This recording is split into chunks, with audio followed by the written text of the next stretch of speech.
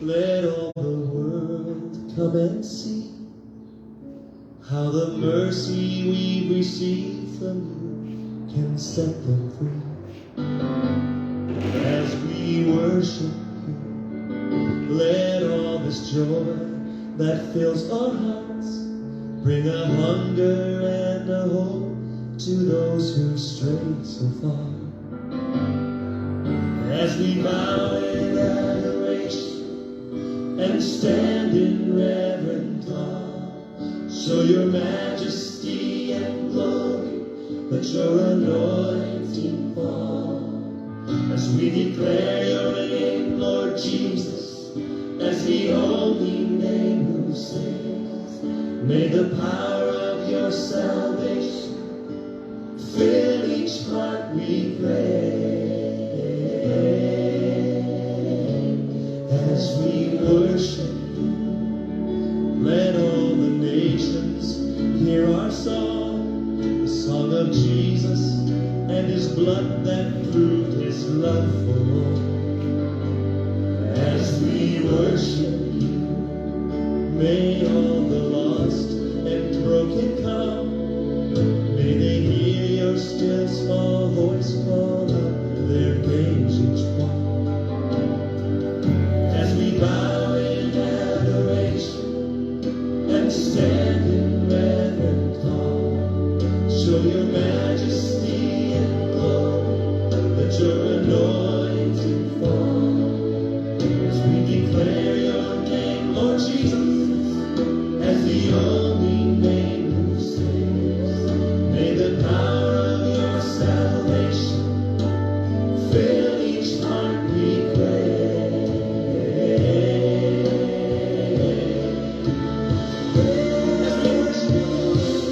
As we worship you, let all the world come and see how the mercy we've received from you can set them free. And as we worship you, let all this joy that fills our hearts bring a hunger and a hope to those who strayed so far. As we bow in adoration and stand in reverent awe, show your majesty and glory, let your anointing fall. As we declare your name, Lord Jesus, as the only name who saves, may the power of your salvation fill each heart, we pray. As we worship you, oh yes, as we worship you,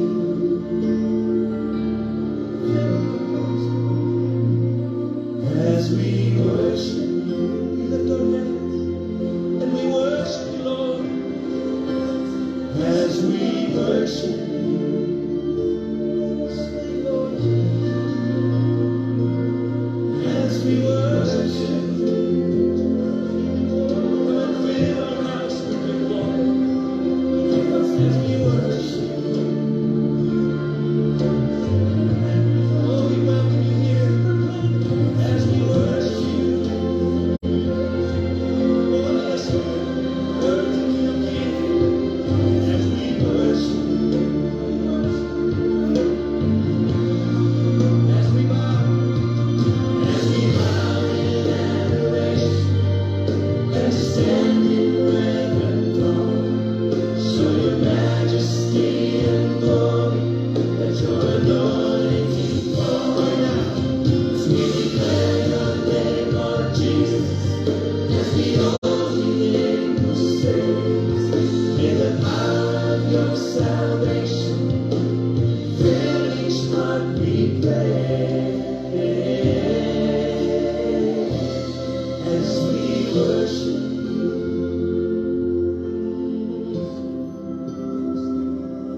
as we worship you,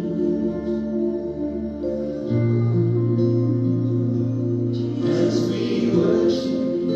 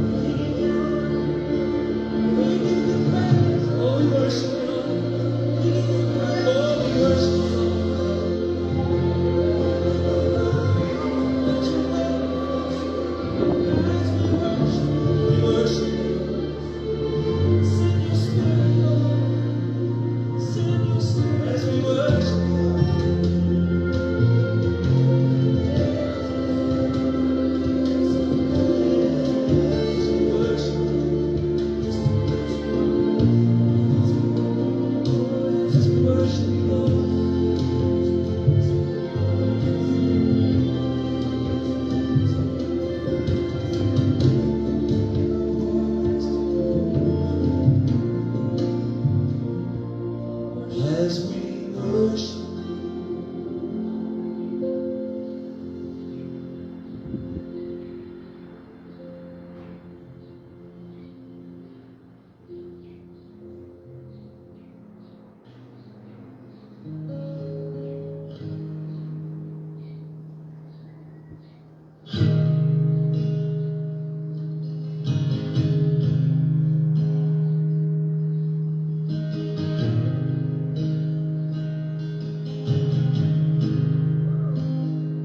I love you, Lord.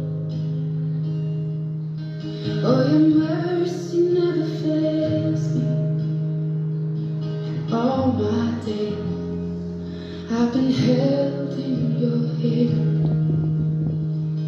From the moment that I wake up until I lay my head, oh, I will sing of the goodness of God. 'Cause all my life you have been faithful, and all my life you have been so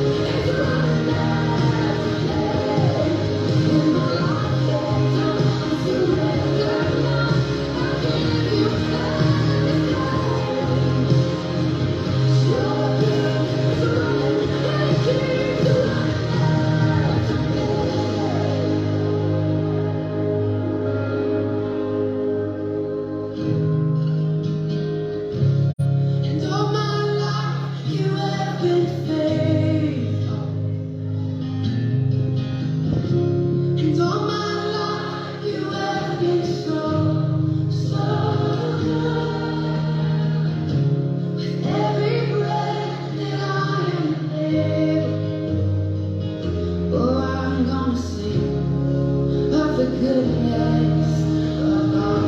I'm gonna sing, I'm gonna sing.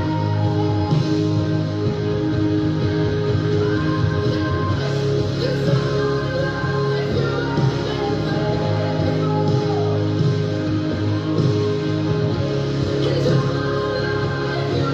you have been so,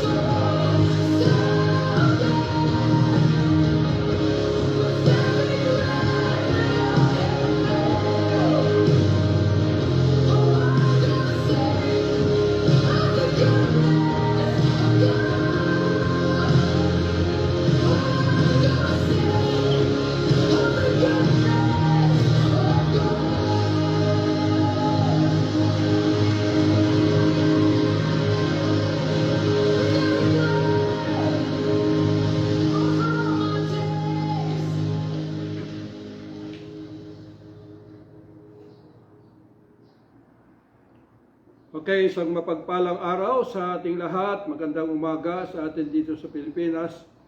At gayon din po sa lahat ng mga nasa ibang bansa na ito inaabot ng tinig na ito. Magandang araw po sa inyong lahat. At salamat sa Diyos dahil ito po ang isang mapagpalang araw sa ating lahat, sa ating pong pagsama-sama to stand in the presence of the living God upang patuloy na tayo ay tumanggap ng mga mahahalagang mga impormasyon na sa hinggil sa katotohanan na ito ay ibinaba ng ating Panginoong Hesus. Kaya po sa oras na ito ay buksan po natin ang ating mga kaisipan at palagi kong sinasabi na hayaan natin na ito ay magpapasailalim ang ating kaisipan sa paghahari ng ating puso o espiritu ng Diyos upang maunawaan po natin ng lubusan kung ano po yung pong nais ng Diyos na iparating sa atin sa oras na ito. Kaya po ating pong hayaan na i-focus ang ating pandinig sa mga katotohanan at masasabi ko lamang po kung ano po ang maririnig po natin katotohanan. Mga bagay na ito ay babago sa ating mga pag-iisip at lahat ng ating pagkatao ay pagnasahan po natin. Dahil inuulit ko po mga bagay na kailangan magkaroon ng katuparan ay ang susi nito ay nanduroon po sa ating pong pagnanasa na makamtan ito. Hinahanap lagi sa oras-oras at sa tutuwina ng ating buhay dito sa daigdig. Kaya mula po sa Acts chapter 2 verse 41 hanggang 47, English version. Then they that gladly received his word were baptized, and the same day there were added unto them about 3,000 souls. And they continued steadfastly in the apostles' doctrine and fellowship, and in breaking of bread and in prayers. And fear came upon every soul, and many wonders and signs were done by the apostles. And all that believed were together, and had all things common, and sold their possessions and goods, and parted them to all men as every man had need. And they continuing daily with one accord in the temple, and breaking bread from house to house, did eat their meat with gladness and singleness of heart, praising God and having favor with all the people. And the Lord added to the church daily such as should be saved. Father, we thank you for this scripture. I pray to continue, Lord, na alisin lahat ang tabing na ito, O Diyos, ay tumatakip sa lahat ng katotohanan sa likuran ng scripture na ito na naibasa. Dalangin ko po na ito'y patuloy na magbigay sa amin ng liwanag sa aming patuloy na paglalakbay sa daigdig na ito hanggang sa huling panahon. I pray na ito po, O Diyos, ay hindi darating sa lahat bilang katuruan o kaalaman. Ngunit I pray, Lord God, in the name of Jesus, the Son of the living God, na yung kanilang pandinig ay ito, Diyos, ay magdadala sa kanila ng katuparan kaagad sa bawat buhay na makakaninig nito, Panginoon, in order that everyone will cleave into your holy presence continually up to the end of time. Father, we thank you, even the presence of all your heavenly hosts, at higit sa lahat, your holy presence, O God Almighty, at patuloy na bukas na pintuan ng kalangitan upang kami ay patuloy na malaya doon na sama-sama as one together to stand into your holy presence all day long. Father, we thank you. We give you praise, glory, and honor. The most wonderful name, Lord and Savior, Jesus Christ. Amen and amen. Okay. So ang ating pong tatalakayin ngayon ay hinggil po yung realidad or the reality of the great awakening from the living God. So, pagka sinabi pong awakening, hindi po yung nangyayari dito sa daigdig na ginagawa na magtitipon ang mga iba't ibang mga organization at ini-initiate yung Great Awakening at sasabihin, purihin ang Diyos dahil binibilang kung gaano karami na puno ang Astrodome sa nag-umattend ng Great Awakening. Pero pagkatapos ng gawain, let's say mga 1, 2, 3 araw na seminar o conferences concerning Great Awakening, ang problema pagkatapos na uuwi sila, paglabas doon sa lugar na kung saan pinagdausan ng awakening, ay muling babalik sila kung saan sila nagsimula. Babalik sila kung saan sila nagtitipon-tipon at muli nilang sasariwain yung mga doktrina na kanilang nakagisnan. Hindi po ganon ang katotohanan sa awakening from God.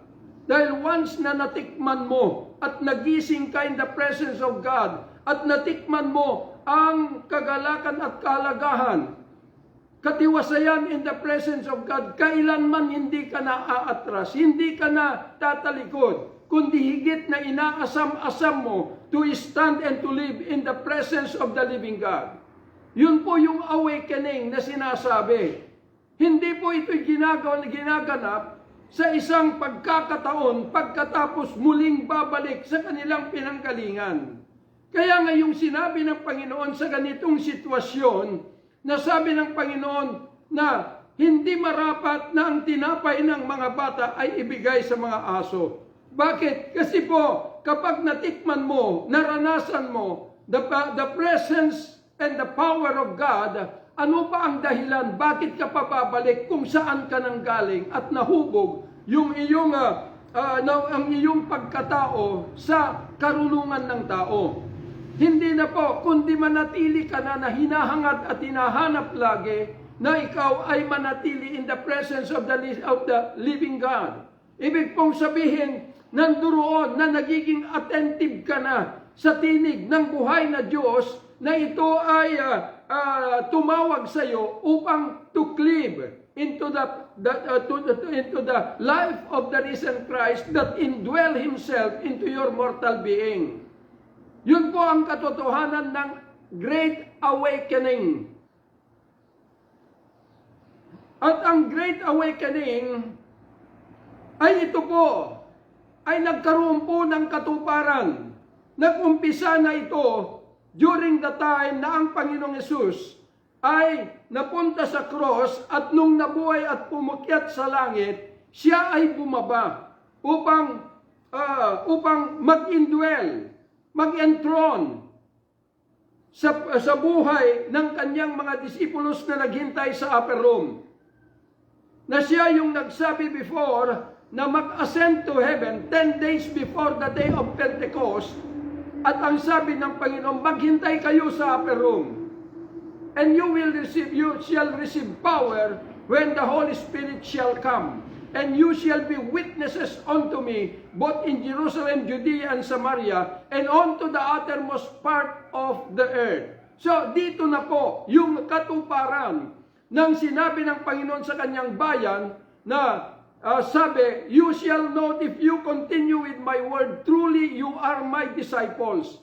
and you shall know the truth, and the truth shall set you free. So, ibig pong sabihin na doon po sa pagbaba at pag-intro ng Panginoon sa mga buhay ng mga kanyang mga disipulos na naghintay sa upper room, ay dito na po lubos na nagpakilala ang Diyos. At dito na po nag-umpisa that great awakening na sila po ay nagising upang lubos na sa kanilang paglalabas sa mundong ito ay nanduroon na nakikita ng maraming mga tao yung pong presensya ng buhay na Kristo through the life of all these people na kung saan nagpakilala na ang Panginoon. Kaya makikita po natin na yung pagpapakilala ng Panginoon ay hindi po ito yung pong kaisipan o mata na naked eye na nakikita, kundi yung buhay nila ay nagkaroon na po ng pagbabago na ito ay nagre-reflect na to prove that Jesus Christ is alive. He is the risen Christ that dwell among His people. So that was the great awakening na sila po ay nanatili. Kaya makikita po natin na ang sabi ng banal na kasulatan, on that day na mag-umpisa that great awakening, bago matapos ang araw na yon, 3,000 kaagad ang naidagdag sa iglesia. Pagka sinabing naidagdag sa iglesia, hindi lamang sila nakaranas, hindi lamang nila naranasan ang kapangyarihan ng Diyos, but they even dwell in the presence of the risen Christ all day long. Yun po yung great awakening na sinasabi. And that is the purpose ng Scripture na noong nakapag-indwell na ang Panginoon sa kanilang buhay, the Scripture has already fulfilled. Ito ay isa sa katuparan na lamang hahanapin, hindi sa karunungan ng tao, kundi doon sa pag-indwell ng buhay na Kristo to everyone's life in order na lahat ng mga tao na dito pumasok ang presensya ng buhay na Kristo ay magkakaroon ng pagkagising hinggil sa katotohanan. Kaya po makikita natin na itong Book of Acts, ito na po yung umpisa. Yung pagbubukas ng dispensation of grace ay ito na po yung pag-umpisa ng great awakening from God. Kaya makikita po natin na yung pong naganap sa mga Jewish people,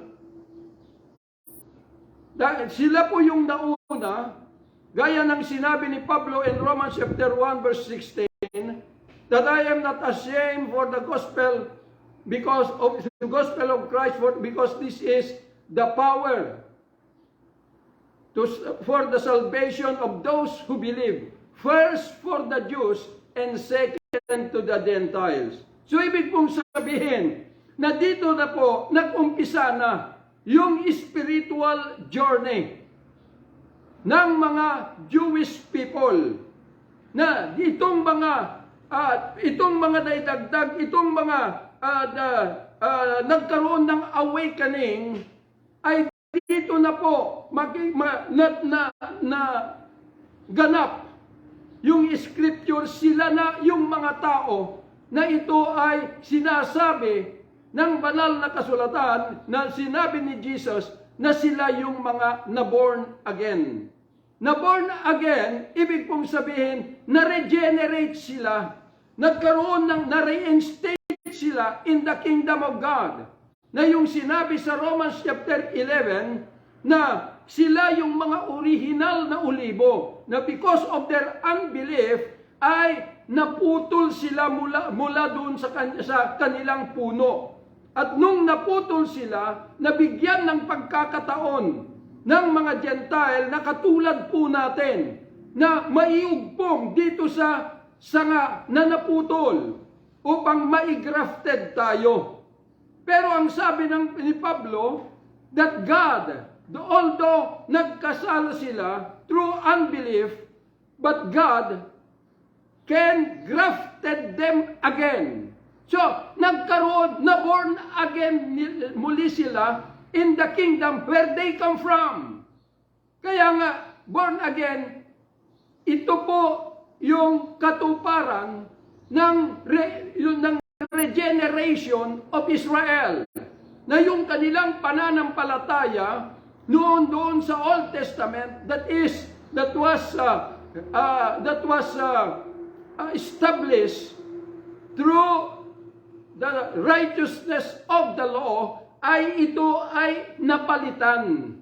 Nagkaroon na ng regeneration na yung kanilang pananampalataya is no longer yung pong dati in the Old Testament, but then it is regenerated through the righteousness of God through the faith of Christ. So sila po yung na-born again. Pero tayo bilang Gentile by nature, hindi po ulitin ko para maunawaan natin. Yung mga balang na ulibo in Romans chapter 11 ay tayo po yung mga Gentile by nature. Na pagka gusto mo, kung kailangan maiugpong, grafted ka sa ibang puno, kailangan completely maputol ka sa puno na kung saan ka nang galing.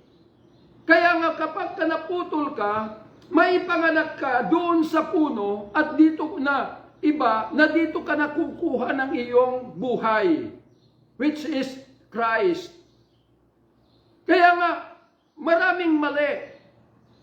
Dahil ang dami sa buong mundo nagsasabi that they are born again kahit na mga Gentile by nature. Hindi po. Bakit saan mo kinuha? Dahil nabasa mo sa banal na kasulatan. Pero tandaan po ninyo, during the time ng Panginoong Hesus ay nandito bilang tao, nagsasalita siya concerning His people. Dahil doon sa Matthew chapter 16, nung encounter niya yung Canaanite na babae, na ang sabi ng babae, Panginoon, sabi niya, maawa ka sa aking anak, son of David, dahil pinapahirapan ng demonyo. Ang Panginoon ay nanahimik, hindi nagsasalita. Bakit? Dahil itong Canaanite ay Gentile by nature. At wala pa tayong puwang during that time na ang Panginoong Hesus ay nandito bilang tao. Dahil wala pa pong redemption. Kaya nga, makikita po natin, nasabi ko even in Ephesians, na tayo bilang Gentile by nature, ay kaaway ng Diyos since the beginning up to the crucifixion of Christ. Kaya hindi po umimik ang Panginoong Hesus. Kasi wala pang puwang ang mga Gentile by nature because there is still no redemption na nangyari in the cross of Calvary, na dito na po mapapasama ang buong mundo sa pagbubukas at paglulunsad ng Panginoon in order na i-impose yung pong dispensation of grace.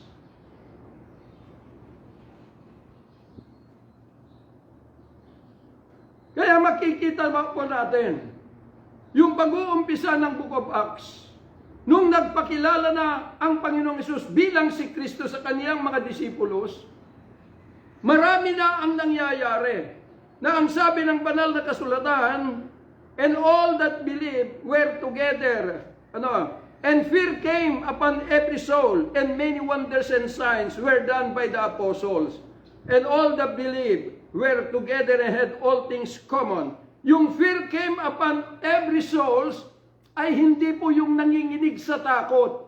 But then, nanduroon na yung fear of the Lord is our reverence to God, our deep respect to God. Na hindi doon sa kaalaman.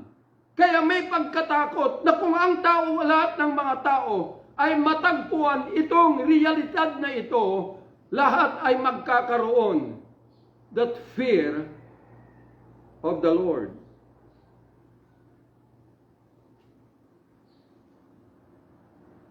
Kaya itong mga taong ito na nag-umpisa na mga mga Jewish people, ay sila na po yung na-regenerate,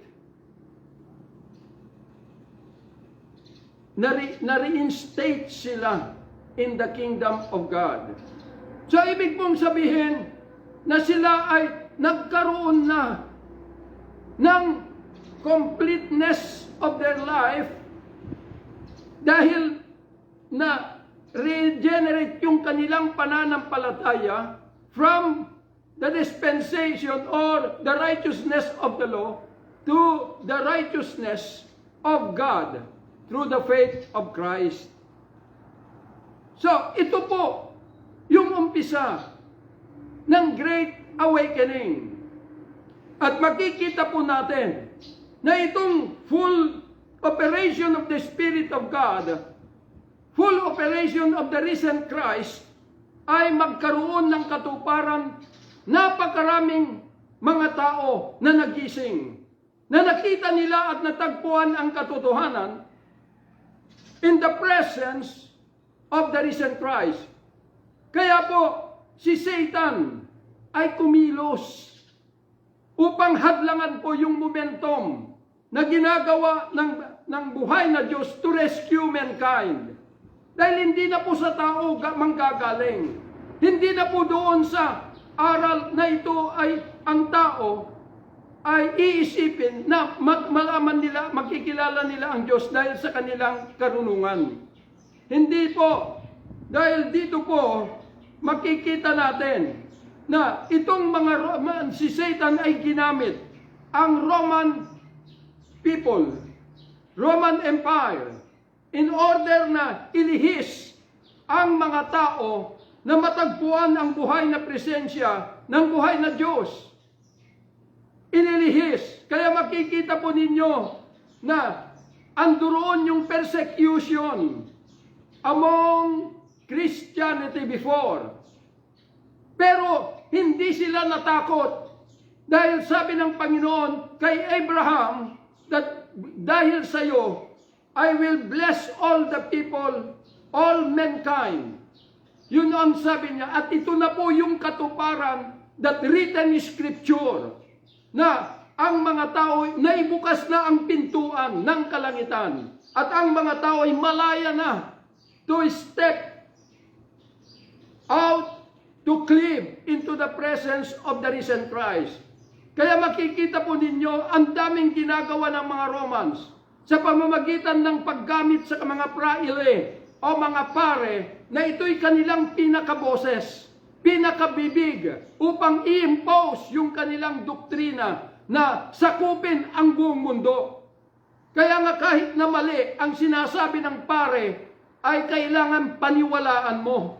Bakit? Kasi sila po yung pinaka makapangyarihang nasyon noong panahon. At sa ngayon ay sila yung tumatayong makapangyarihan hinggil doon sa mga doktrina na kanila pong inilunsad upang pigilin yung pong momentum ng pagkilos ng Diyos to bring that great awakening to all mankind. Pinipigilan. Pero makikita po natin, dahil doon sa mga tao na nakasaksi sa nagaganap sa mga buhay ng mga disciples at lahat ng mga nakakilala sa Panginoon ay hindi napigilan. Maraming lumalabas at pumapasok in order to live in the presence of the risen Christ.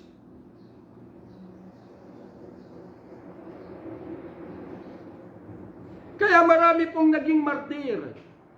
At ang sabi ng banal na kasulatan na dumating man ang persecution, maging sa kamatayan, ay hindi sila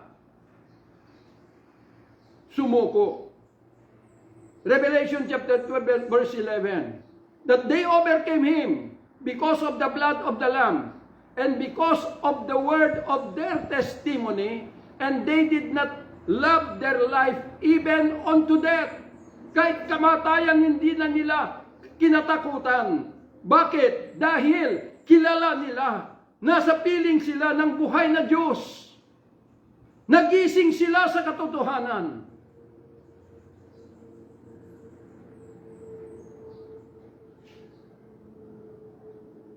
Kaya nga lang, eto na ginamit ni Satan. Maraming masasaktan dito, pero ibubukas ko, magpasalamat kayo.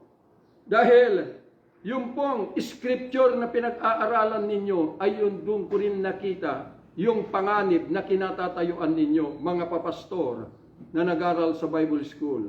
Kung hindi nyo nakita rito sa scripture, ay sabihin ninyo at ako ang magbubukas sa inyo. Nasa scripture na ginamit ni Satan, minotivate ni Satan ang mga tao through their intellect, na katulad ni Nimrod noon na inorganize niya ang mga Gentile, mga tao upang maging isa ang kanila pong direksyon, isang isipan, isang layunin. Kaya sabi ng Diyos, posible na magagawa na nila yung tower hanggang dito sa langit dahil iisa sila.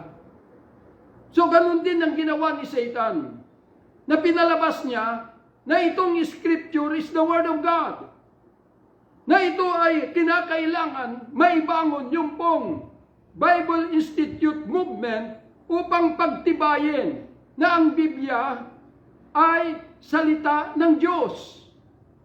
Kaya maraming kumapit, maraming yumakap, at unti-unti na yung karunungan ng tao ay nilalamon yung pong buhay na pagkilos ng Diyos para sagipin ang lahat ng mga tao. Kaya nga anong sabi ng Panginoon sa kanyang bayan? Ang sabi niya, beware to the leaven of the Pharisees. Yung kanyang mga disipulos, yung salitang beware ay hindi lang mag-ingat, kundi mag-ingat na maging vigilante. Dahil parang ahas na kapag sinakmal ka, agad-agad andun po yung kamatayan. So ganun din po yung libadura ng mga Paraseyo. Na yung libadura ng mga Paraseyo, it is the doctrine of man. Mga matatalinong doktrina ng matatalinong tao, na kung ano yung itinuturo ng mga Paraseyo, yun na rin ang ibinukas ni Satan upang ituro rin ng mga matatalinong tao. Theology.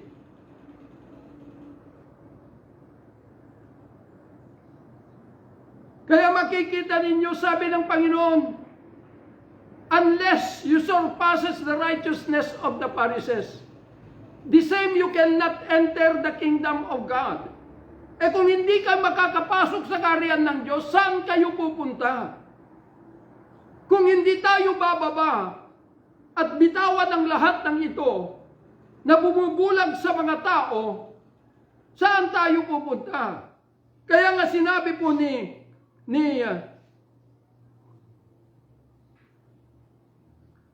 Paul, na ang sabi niya, ano ba ang nangyari? After that regeneration, ulitin ko, after na nagkaroon na ng pag-uumpisa ng great awakening from God. Pero ang sabi ni Pablo, in the first century, na ang sabi niya, and not as Moses, which put a veil over his face, that the children of Israel could not steadfastly look to the end of that which is abolished. So hindi nila nakita. Bakit? Kasi nakapiring pa rin sila dahil doon sa turo o yung pong dispensation of grace ay nananatili na dito pa rin sila nakatingin. Pero tandaan po natin, nung dumating po that dispensation of grace, ito ay bagong event ng Diyos kung paano niya iligtas ang lahat na ng mga tao. Kaya nga sabi ng Panginoon, sabi ni Pablo, But their minds were blinded, for until this day remained the same veil untaken away in the reading of the Old Testament, which veil is done away in Christ. So in the reading of that Old Testament, sila ay nananatiling bulag. Kaya nga sabi niya sa mga Paraseyo, although they are perfect teacher of the law, na kayo, sabi niya, inaakay ninyo ang mga bulag. Pero kayo'y mga bulag din. At kung akayin mo sarili ang kapwa mo bulag, saan kayo mahuhulog? So, ibig pong sabihin na itong pagbubukas ng Old Testament para dalhin at ituro sa mga tao, sa pag-aakala natin, ay makakatulong sa mga tao. Yun yung kaisipan ng tao. Dahil sabi Biblia ito at salita ng Diyos. Pero di natin alam, we are unaware on it, na habang ito ay nabubuksan sa mga tao, lalo silang nabubulag at di na nila matatagpuan ang buhay na Diyos. Bakit? Dahil dito nanangan sila na sa pamamagitan ng pagbubukas ng Biblia ay nakilala na nila ang buhay na Diyos. Yun po yung kanilang akala sa kanilang mga buhay.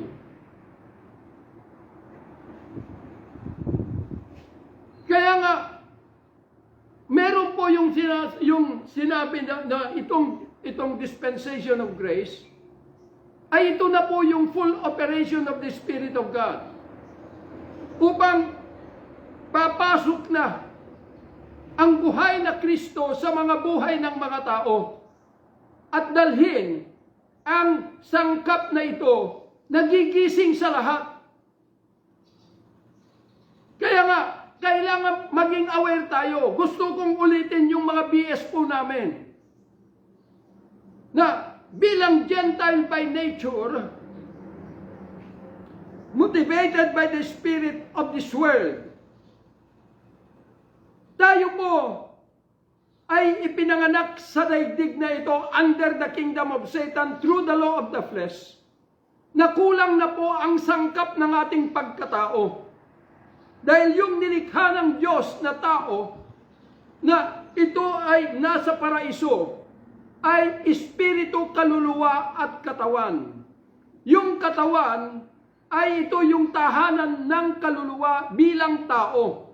Yung espiritu na galing sa Diyos, ito yung inilakip ng Diyos sa tao upang ito ang kanyang magiging puso, the center of his life, guiding him to walk in the presence of the risen Christ or the living God, the Creator.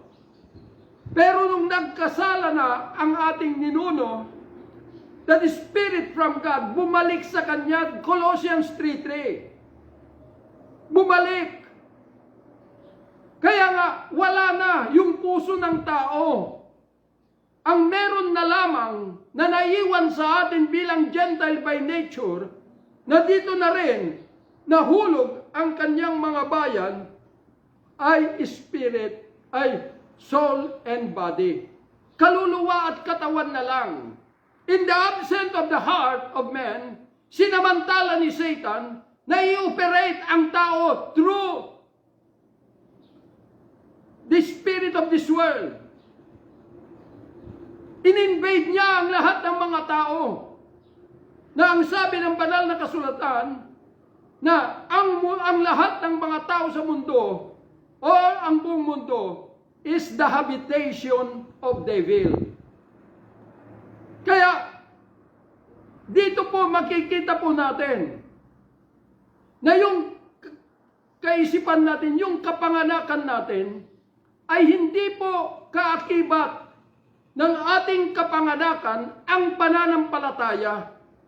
Ang meron lang sa atin ay yung paniniwala at pagtitiwala through the operation of the soul. Doon lang ang meron tayo. Pero yung pananampalataya ay wala because faith ay hindi po manggaling sa tao. It is, ang sabi ng banal na kasulatan, fix your eyes onto Jesus, Hebrew 12:2. Because He is the author and finisher of our faith. So, ibig pong sabihin, if He is the author, apart from Christ, wala tayong pananampalataya. Kaya nga, ang nangyari dito, binuksan ang banal na kasulatan. Lahat ng nasusulat, pinag-aralan. Kaya nga, itinuturo kung ano yung nakita. Ano yung nabasa sa banal na kasulatan. Pero ang sabi ng banal na kasulatan, we must walk by faith and not by sight. So ano ba yung itinuturo sa Bible School? Saan nanggaling yung kanilang kaalaman? Saan nanggaling yung kanila pong sinasabi sa mga tao? Lahat yun ay nanggaling sa kanilang binasa na scripture or Bible. So ibig sabihin, they walk by sight. Lumalakad sila sa paningin. Kaya maraming mga tao, binuklat yung Biblia na ang sabi ng lahat na Bible, na sila ay Bible-based. Totoo, Bible-based sila dahil hindi sila nakalabas doon sa paniniwala sa nasusulat. Dahil kung ano yung nabasa nila, doon na sila nabilanggo, na sinasabi, inaangkin, kung ano nang balabasa nila, lalo na yung mga salita na sinabi ni Jesus sa kanyang mga bayan, ay inaangkin na para sa kanila. At sasabihin, naligtas na tayo dahil kay Jesus.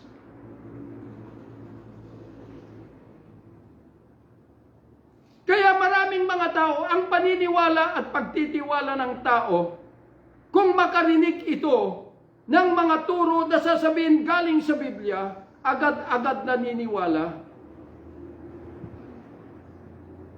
Pero lahat ng itong napag-alaman ay nalaman dahil sa paningin. They are living by sight. Kung anong nabasa nila, doon na sila namumuhay. Ang problema, nakikita natin na iba't ibang mga grupo, iba't ibang interpretation. Kaya iba-iba ang kaalaman ng tao. Dahil kung wrong information lahat yung dumating sa iyo, lahat yung direksyon ng buhay mo ay mali na rin. Kaya makikita po ninyo na ang daming mga grupo nagkaaway-away, nagkakahiwa-hiwalay. At okay lang sa kanila dahil sasabihin, naglilingkod sila sa Diyos. Ganito ba ang Diyos na pinaglilingkuran natin? Na kinukonsinte yung pag-aaway-away na ang sabi ng Panginoon, na kung ang isang tahanan, sabi niya, ay nahati, hindi siya tatayo kailanman. Kung sa inyong pagbabasa ng Scripture, ay hindi nyo nakita ang lahat ng ito, na sa inyong pamantayan ay yung inyong karunungan, kung hindi nyo naunawaan, magpasalamat kayo dahil ibubukas ko sa inyo na nanganganib kayo habang dito kayo na nananangan sa inyong nakita. Dahil hindi maaari na dahil binasa mo ang Biblia ay mayroon ka ng pananampalataya. Dahil through the written word, hindi po ito yung magbubukas sa iyo. Hindi po ito yung magdadala ng pananampalataya sa iyo dahil sa iyong kaalaman. Dahil kung ano yung nasusulat, hindi po ibinigay ang Biblia para basahin, unawain, i-interpret at ituro sa mga tao. Kundi binigay ang Biblia upang yung babasa natin sa Scripture ay hanapin natin. Katagpuin natin dahil doon pa lang magmumula yung pong tunay na pananampalataya na magmumula sa buhay na Kristo.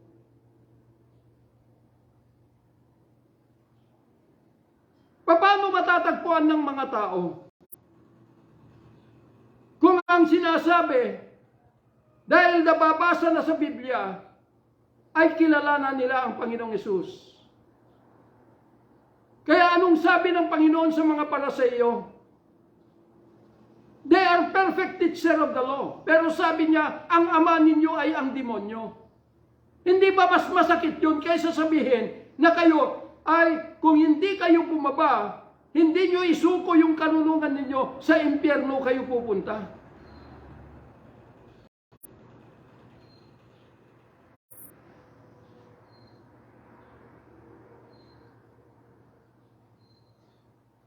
Kaya nga sinabi ng Panginoon sa mga Pharisees,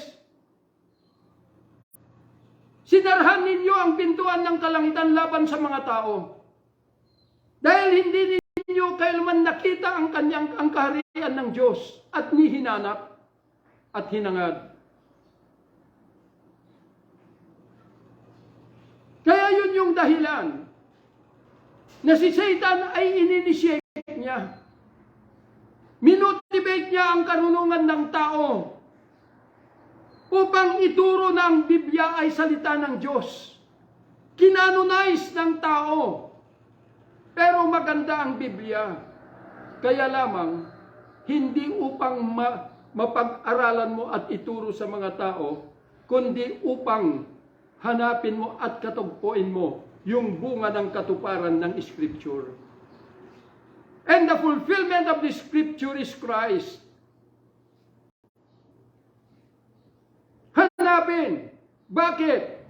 Dahil tayo po bilang Gentile by nature, ipinanganak tayo kulang sa pagkatao. Kaya kung kulang ang pagkatao natin, kahit na anong gawin mong kaalaman, because that is the operation of your soul, intellect, wala ka pa rin matatagpuan na katotohanan.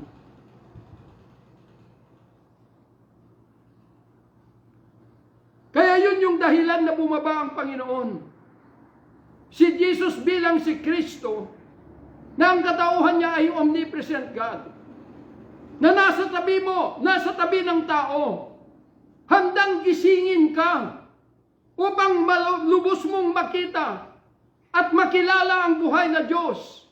Ang problema, nabilanggo ang mga tao sa karunungan, kaalaman sa Biblia.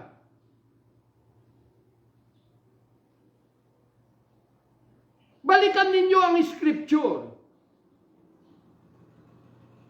at basahin po ninyo. At pwede ninyo akong tanungin kung nasaan dyan sa Biblia na ang mga nag-aral sa Bible School at naging pastor ay pupunta sa impyerno. At sasabihin ko po sa inyo, dahil sinasabi ko ito, hindi dahil yun ay naisip ko, kundi sinasabi ko dahil nakatala doon dito sa Scripture o Biblia na ito rin ang inyong pinag-aralan. Bakit hindi ninyo matagpuan? Bakit hindi ninyo makita? Dahil ang kaisipan ng tao, kailanman, hindi mo lubos na maunawaan kung ano ang katuparan ng nasusulat.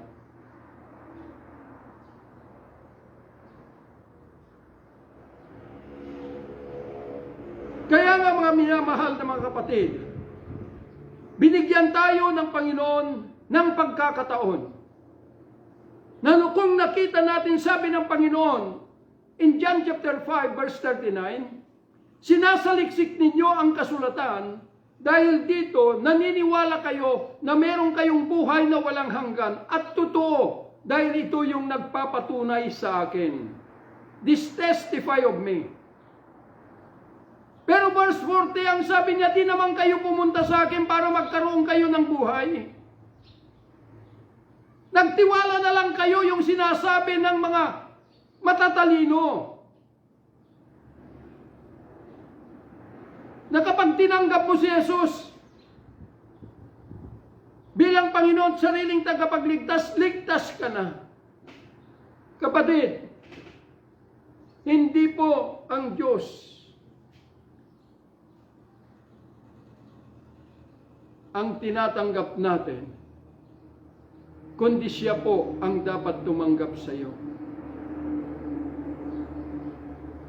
Kung nakikita ng Diyos, the risen Christ, na tapat ka sa iyong paghahangad na matagpuan siya, then doon siya papasok sa iyo. Tatanggap ka niya upang damitan ng kanyang biyaya, which is the Holy Ghost. Na yung biyaya ng Diyos, which is the Holy Ghost, siya yung may taglay ng tunay na pananampalataya, na ito yung pupuno sa kakulangan ng ating pagkatao.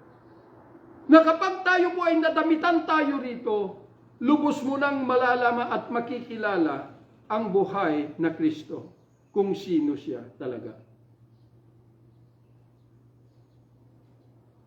Ang banal na kasulatan ay hindi upang ito ay pag-aralan para ituro, kundi upang hangarin natin na hanapin yung pupuno ng ating pagkatao.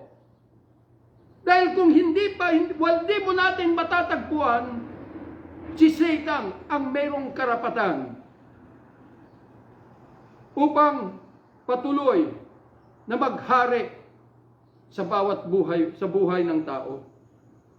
Yun po yung carnality.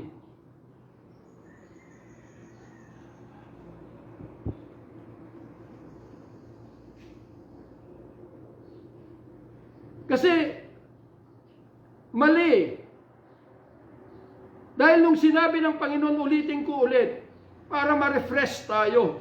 Kailangan para yung computer o itong cellphone na i-refresh mo para makita niya yung lubos na lalabas yung totoo. Nung sinabi ng Panginoon in Matthew chapter 28, teach all nations, baptizing them in the name of the Father, the Son, and the Holy Ghost. Kaya maging ang mga praile, maging ang mga Roman government, Roman Empire, na nagtayo ng kanila pong mga simbahan, which is the Catholic Church, ay inatasan ng mga pare na gawin yung pong ituloy yung ipinag-utos ng Panginoon na teach all nations, baptizing them in the name of the Father, the Son, of the Holy Ghost. Kaya makikita po ninyo na itinuturo at binabato utusmuhan, winiwisikan ng tubig. Pero hindi po yon yung layunin yung sinabi ng Panginoon. Nang sabi niya, teach all nation. Ibig pong sabihin, hindi po nahintay ng mga tao na gustong maglingkod sa Diyos. Yung pagdating sa kanilang buhay, yung sinabi ng Panginoon in Luke, in the book of Luke, na ang sabi niya, wait until you be endued with power. Turuan nyo ang mga tao, ang buong nasyon. Pero maghintay muna kayo. Sabi ng Panginoon, hindi maaari ng inyong sariling karunungan ay dadalhin ninyo sa mga tao. Maghintay kayo hanggang kayo ay madamitan ng kapangyarihan. You be endued with power. At ang sabi niya, and you shall be witnesses of all these things. So ibig pong sabihin, hindi po turo ng bibig, ng kaisipan ng sinasabi ng Panginoon, kundi tayo, once we are endued with power from on high, ibig pong sabihin, ito na yung umpisa ng great awakening in your life na dito mo na makikita, idadamit sa iyo ang tunay na kalikasan ng Diyos because of the presence of the risen Christ and the Holy Ghost na ito'y naidamit sa iyo. Kaya sabi ng Panginoon, you shall be witnesses of all these things. Ibig pong sabihin na ikaw ay tatayo bilang mag-witness concerning the fulfilled scripture in behalf of Christ.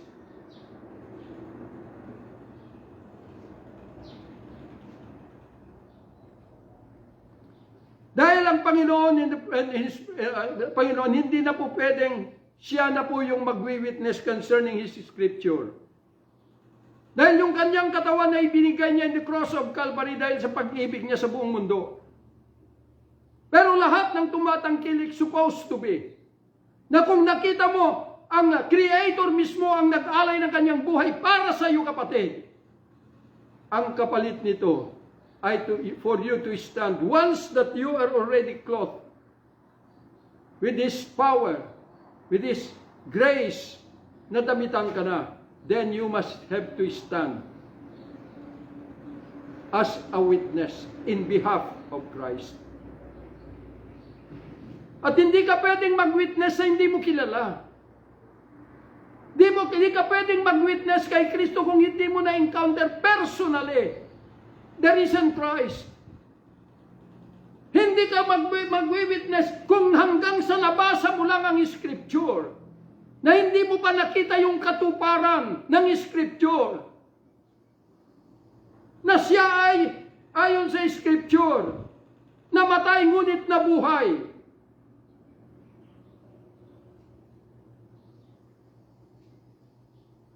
Kaya dito na, in a great awakening, dito na, bumaba ang Panginoong Hesus bilang si Kristo, the Son of the Living God, upang magpakilala na sa mga tao.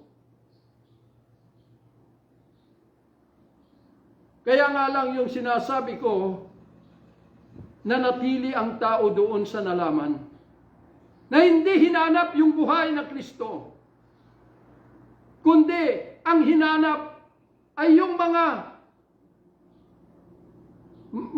papastor na magagandang magsalita.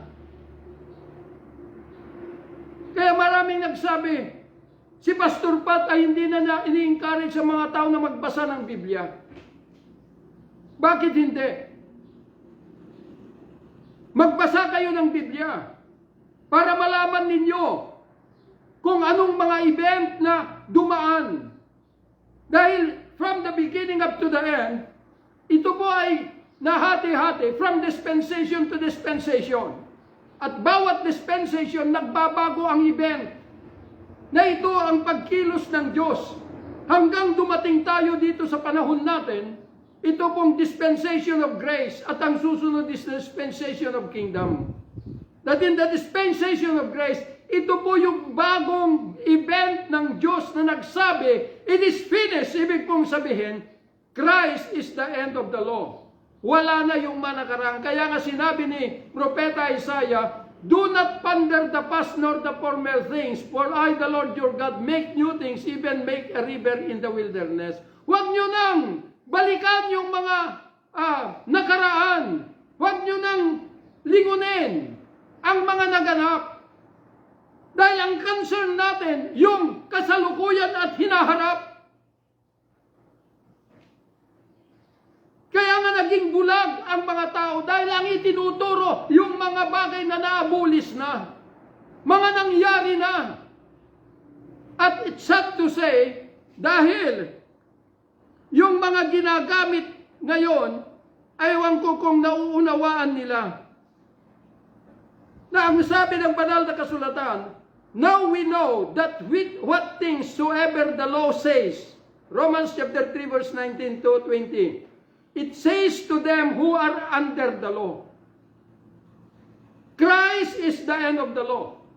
Kung anong sinasabi ng batas mula noon hanggang sa crucifixion ng Kristo is only para sa mga taong nasa ilalim ng batas, which is the Jewish people. Na dahil dito ay nabitray nila ang Diyos sa kanilang unbelief at hindi nila natupad ang batas, na ito ay naging sumpa sa kanila.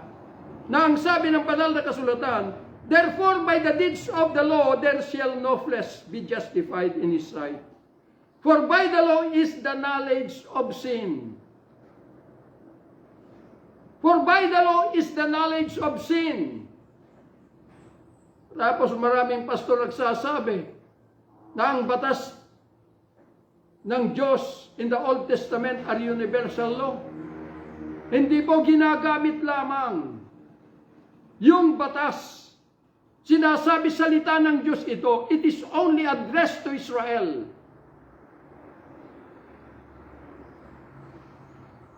Kaya nga kung may mga pangako ng Diyos nung nandito siya, ay hindi po sa atin naka-address, kundi sa Israel.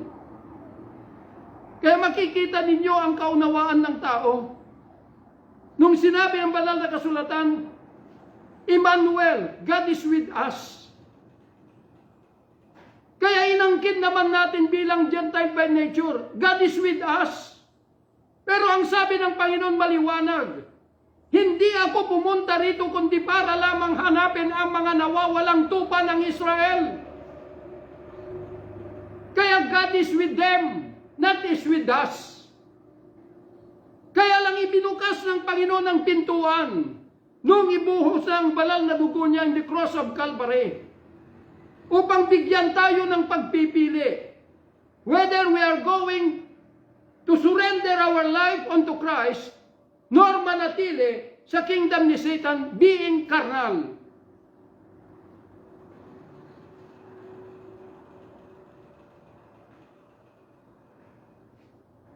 Kaya nga maraming nagsasabi, pastor, ang scripture para sa ating lahat. Ang scripture, mga kapatid, ay dito po nakasaad yung mga event na mga nangyayari at mangyayari. Na Diyos po ang gagawa nito. Kaya anong sabi ni Pablo? For when the Gentiles which have not the law do by nature the things contained in the law, these having not the law are a law unto themselves. Ginagamit lang upang gamiting pamantayan in the law of the land kung paano mabuhay, pero walang kinalaman concerning that salvation God has provided for all the people. Kaya nga yung nangyari po noong mag-umpisa ang spiritual journey, first for the Jew, ay ito na po yung larawan ng tunay na kaligtasan. Na yung bunga ng sinabi po ni Pablo in Romans chapter 10, na ang sabi niya, that if you confess Jesus is Lord, and believe in your heart God raised Him from the dead, you shall be saved. For with the heart believeth unto righteousness, and with the mouth confession unto salvation. Ano bang ibig sabihin ng confession unto salvation? Ibig pong sabihin na confession, with the mouth confession unto salvation, is to declare your declaration that you and Christ He has living together. Ikaw at si Kristo ay iisa na. Why? Bakit mo i-declare with your mouth? Dahil kilala mo na siya. With the heart, believe it unto righteousness. Hindi the righteousness of the law, but the righteousness through the faith of Christ. So, yun po. Kaya lang hindi mo maaaring i-declare that you and Christ is living together kung hindi mo siya nakilala. Kung nakilala mo lang sa pamamagitan ng pagbabasa ng Biblia, hindi po yun. Kailangan hanapin mo yung nabuhay na Kristo upang magkaroon ng kaganapan. Dahil yung pag natagpuan mo at nakita ng Diyos, the risen Christ, natutuo yung paghahangad mo sa kaharian ng Diyos, na hindi katulad yung mayaman, na lumapit sa Panginoon na nagsabi, paano makakamtan ang buhay na walang hanggan. Pero nung sinabi ng Panginoon na ibenta mo lahat ang iyong mga ari-arian na mga ipamigay mo sa mga dukha, umalis siya. Dahil mas higit na mahalaga sa kanya ang daigdig na ito kaysa yung kalayaan ng kanyang kaluluwa.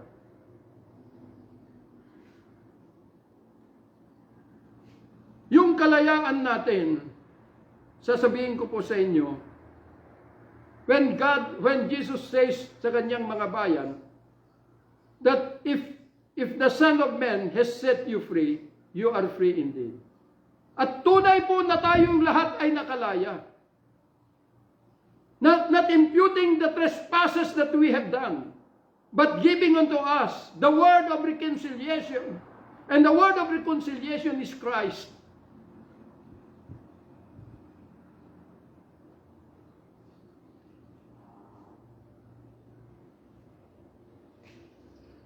So, ibinukas po ng Panginoon sa atin. Malaya na tayo. Pero, hindi maaari na hanggang malaya ka lang. Na dapat, if you have your freedom because of Christ, then you need to decide kung saan ka papasok o tutungo. To seek the presence and live in the presence of the risen Christ, or manatili kay Satan gamitin ang iyong karunungan na i-initiate kung ano yung nabasa mo. Kaya nga sinabi ni Pablo, ang karnal na pag-iisip ay kaaway ng Diyos. Dahil mas mataas ka pa kaysa kay Kristo.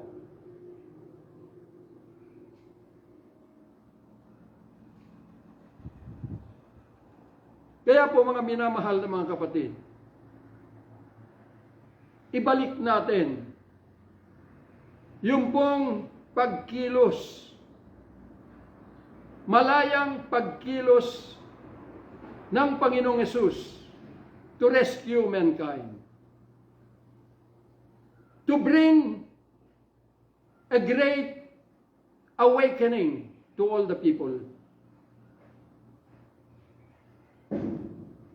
At inuulit ko po, yung pong ini-initiate na great awakening ng mga grupo to grupo ay hindi po totoo. Dahil maraming nagbubunyi. Sa panahon nandun sila nagtitipon-tipon.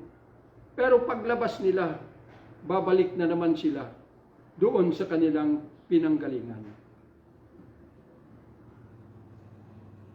Mga doktrina na ito ay kanila pong ibinukas sa kanilang mga buhay, ay dito na sila nakagapos. There is no great awakening. Maaring naranasan nila ang kapangyarihan ng Diyos. Naranasan nila ang himala ng Diyos during the time of kanilang pagtitipon. Pero hindi po yun ang gusto ng Diyos na mangyari sa mga tao. Hindi upang maranasan ang kapangyarihan, hindi upang maranasan ang himala ng Diyos, kundi upang tayo ay mamuhay at manatili manahan sa kapangyarihan ng Diyos, manahan sa himala ng Diyos. Yun po yung Great Awakening. Mangyayari lang yan kapag ikaw ay nagising mula doon sa buhay na presensya ng the risen Christ. Kaya yun po yung Great Awakening. Kailangan, dahil kapag dumating ang Great Awakening, ito na po yung bubuo sa lahat ng mga tao na ma-reconcile to one another to cleave into the life of Christ. Kaya pagka sinabing ma-reconcile, everyone is partaker of the body and the blood of Christ. Wala na yung sigalot, wala na yung pagkukunwari na akala mo nagmamahal ka sa kapatid mo pero yung pala sisirain mo rin. Wala na po yun. Dahil once na nagkawatak, humiwalay ka doon sa kawan, hindi ka na bahagi sa kaharian ng Diyos. Kaya ang dami. Sabi ko nga, kung ang papastor lamang ang pupunta sa impyerno at yung mga tagasunod ay sa langit, wala sanang problema. Kaso, ang sabi ng Panginoon, na kung di mo malampasan ang mga katwiran ng mga matatalinong taong ito, pare-parehas kayo di makapasok sa kaharian ng Diyos. So, ibig pong sabihin, nanganganib ang lahat ng mga tagasunod sa mga papastor na ito ay nakapag-aral at ini-implement kung ano yung kanilang natutunan in the Bible School. Huwag kayong magalit sa akin. Dahil kung nakita ko ito, na panganib sa inyong mga buhay, dapat magpasalamat kayo dahil merong nagbigay warning sa inyong lahat. Hindi po tinitingnan ng Diyos kung ikaw ay reverend. Hindi po tinitingnan ng Diyos kung ikaw ay bishop. Hindi po tinitingnan ng Diyos kung ikaw ay archbishop. Ang tinitingnan ng Diyos, natagpuan mo ba siya? At lumalakad ka sa tunay na batas ng pag-ibig na ito ang katauhan, the grace of God na idadamit sa iyo, the law of love. Yun lamang po mga minamahal na mga kapatid. At hangad ko ang lahat ng iyong tagumpay, hanapin natin kung ano yung nakita natin sa banal na kasulatan, hanapin natin na ito ay magkaroon ng buhay na katuparan sa ating mga buhay. Huwag kayong manangan sa inyong mga kaisipan dahil nabasa yung Biblia. Kahit na ilang libong beses mong binabalik-balikan ang kasulatan, hanggat di mo natatagpuan ang katuparan nito, bunga ng katuparan nito, na ang Panginoong Hesus ang siyang nagsagiging katuparan about the Scripture at matagpuan yung bunga nito, wala pa rin, hindi ka pa rin kabahagi sa kanyang kaharian. Kaya po mga minamahal na mga kapatid, mahal ko kayong lahat, kaya ako po isinisiwalat nito at sana ito ang magigising po sa atin upang lubos tayong magpakumbaba sa harapan ng buhay na Diyos. Magandang mapagpalang araw sa inyong lahat. Father, thank you for this day na ipinagkaloob mo sa amin. I pray, Lord, na ang mga katagang ito ay magbubukas sa lahat, na ito, Diyos, ay katagpuin ka. At maibalik, Panginoon, ang iyong pagkilos na dugtungan at patuloy na umusad, Panginoon, that great awakening towards all the people of God Almighty. I pray, Lord, na magkaroon na po ng purge na sinabi mo, sinabi ng banal na kasulatan, that through your blood, O God Almighty, has purged our conscience from dead works to serve the living God. I pray na hagaran ito, na ito, O Diyos, ay maalis ang aming atensyon sa mga patay na gawa, mga pang-uunawa ng banal na kasulatan sa sariling interpretasyon. I pray, O God Almighty, na hangarin ng lahat the demonstration of your Spirit and power upang lahat ay magiging iyong kaluwalhatian at magtagumpay ang lahat. Natawirin ang daigdig na ito hanggang sa iyong kaharian, ngayon at magpakailanman. Father, we thank you. In Jesus' mighty name we pray. Amen and amen.